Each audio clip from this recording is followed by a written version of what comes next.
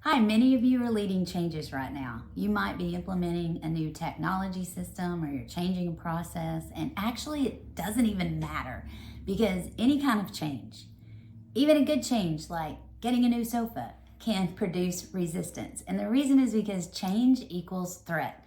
So, here are a couple of things that you can expect when the brain is under threat.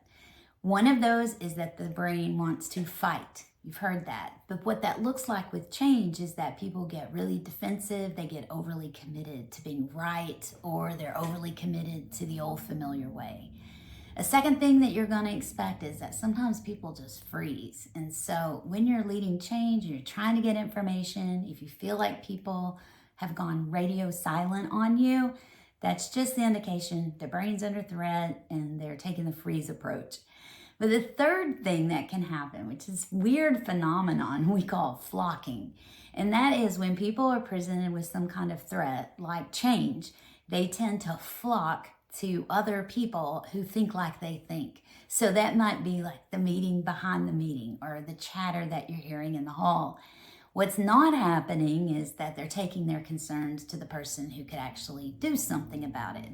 So the interesting thing about it is if you're the one leading change, let's try to neutralize any kind of crazy story that's going on in our head. Just recognize their brain is responding to threat.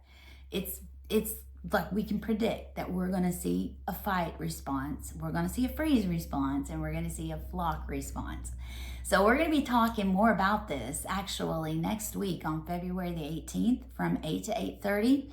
Every 30 days, we take 30 minutes to focus on one thing about the brain and give you some practical strategies on how to do it. This month, we're talking about change. How do you lead change and lower resistance? So I can't wait to see you there. Oh, and it's free. All right, I'm Sherry Yellin. I can't wait to see you guys. Thanks so much for watching.